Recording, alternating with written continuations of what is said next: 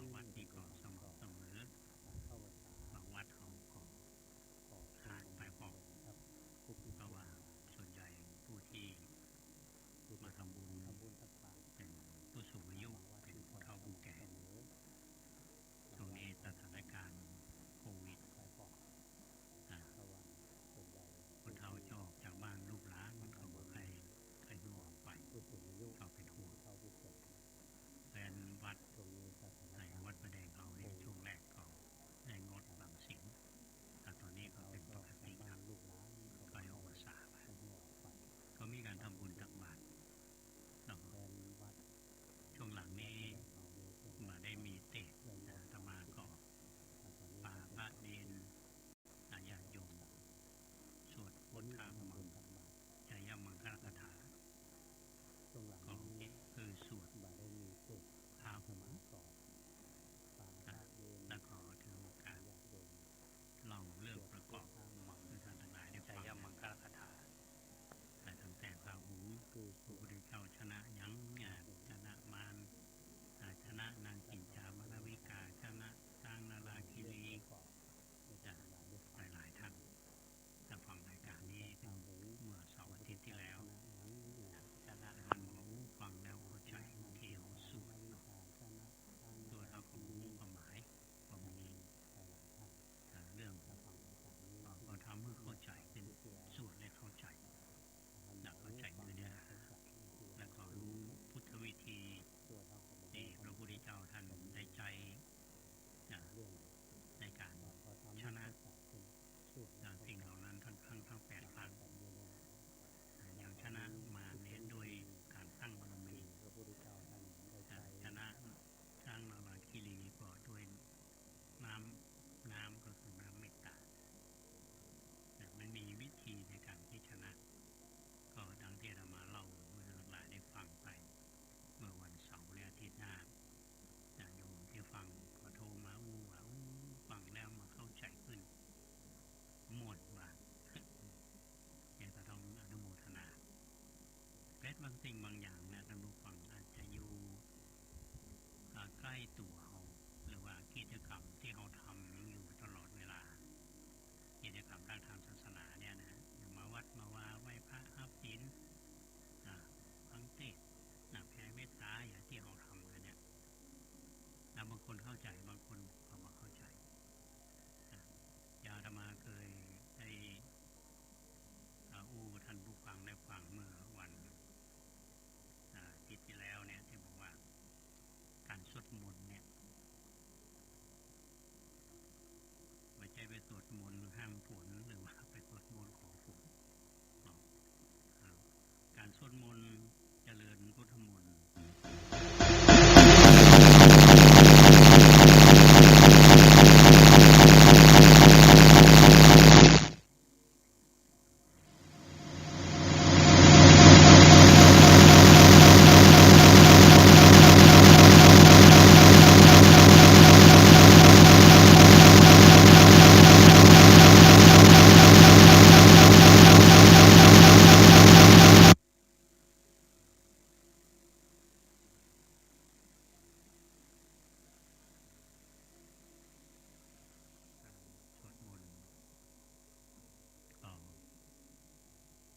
ที่เคย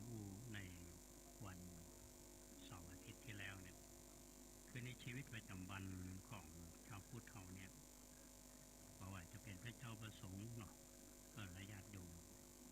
มักจะมีสวดมนต์อย่างพระเจ้าประสงค์เรานี้ก็จะมีทำวัดเช้าวัดเย็นหรือมีสวดมนต์ญาติโยมเอาที่ไหว้พระสวดมนต์กันก็จะมาหนีในเรื่องของเกี่ยวกับเรื่องพุทธคุณธรรมคุณสังฆคุณนะมีโยมมาทำบุญเพื่อนก็ยกคำถามมา1มีคาถาหลายท่านคงจะเคยได้ยินนะอิสวาสุก็เป็นว่าคาถาจากคาถาพระรัตนตรัยเป็นคาถาอิสวาสุ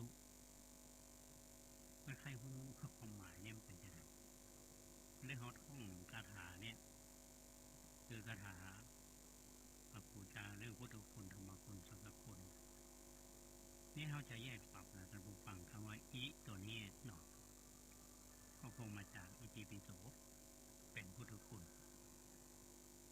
นะเอาขึ้นต้นว่าอิติปิโสภะคะวาอะระหังสัมมาสัมพุทโธวิชาจารณะสัมปันโนสุขโตโลกาวิทูอนุตตโรปุริสธรรมสารถิอัฏฐาเทวมนุสสานังพุทโธภะคะวาตินะอันนี้เป็นพุทธคุณเพื่อเอาคำตัวแรกคืออิติ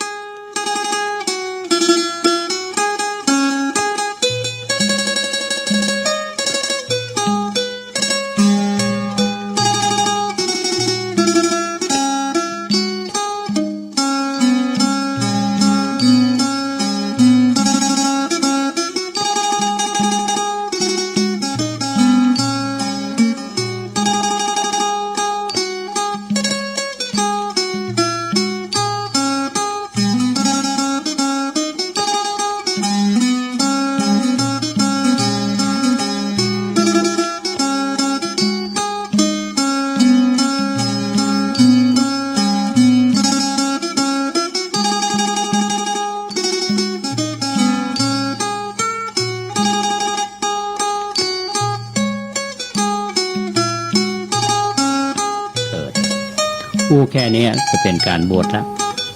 นะเป็นการบวชแล้วบวชเรียบร้อยแล้วนะ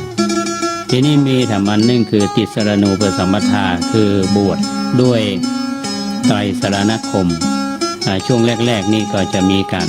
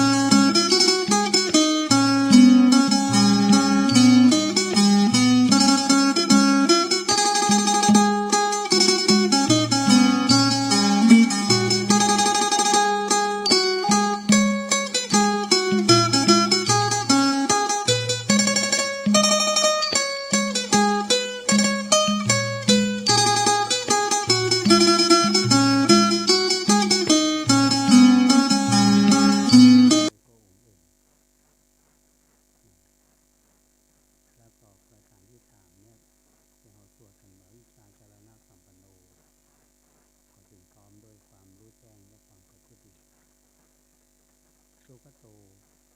พระผู้เสด็จไปดีแล้วที่เขาแผ่กันได้นะก็คือว่าไปคือเหมือนมีความพักคล่องนาโลกาวิกูก็คือเป็นผู้รู้มาจากโลกอย่างแจ่มแจ้งอานุตตโรก็คือเป็นผู้ตรัสรู้เรื่องของอริยสัจพุทโธเป็นผู้ตื่นก็คือตื่นจากความเชื่อและก็ข้อปฏิบัติที่ยึดถือกันมาอย่างที่คิดพุทโธได้มาว่าวันก่อนก็เป็นความเบิกบานด้วยธรรมกันนะว่าการที่เกิดเนี่ยเกิดปีติอยู่ได้ทรงหูทรงตื่นประการสุดท้ายก็คือ คือเป็นผู้ฉลาดในการจำแนกธรรมก็คือที่เราสวดกันภควานะฮะอนุตตโรปุริสาธรรมสารถิคาถาเทวมนุษย์สานังพุทโธภควาดังนั้นภควานี่แปลว่าอันนี้คือสรุปง่ายๆก็คือเรื่องของพุทธคุณเอาสวดจนขึ้นใจแล้วนะทีนี้มันมีอันหนึ่งอานิสงส์ของการสวดเรื่องของ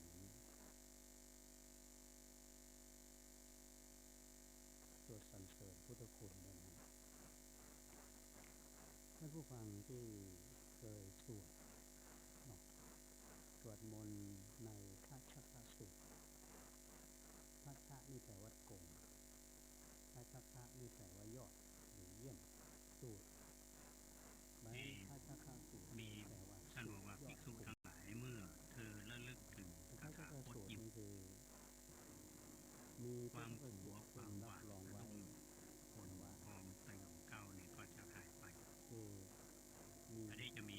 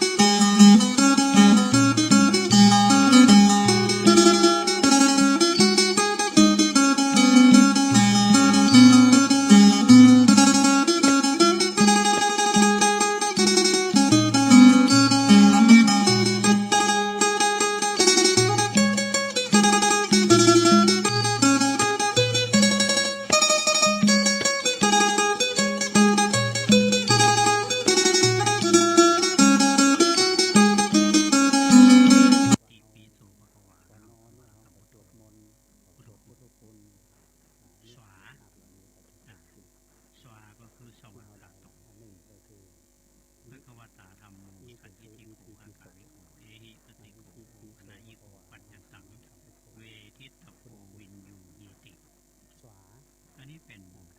บทสรรเสริญพระธรรมคุณพระธรรมธรรมโมสันติธรรมว่าพระธรรมคุณนี่มีกี่ประการหรือมีกี่ข้อทิฏฐโพวินยูดีติ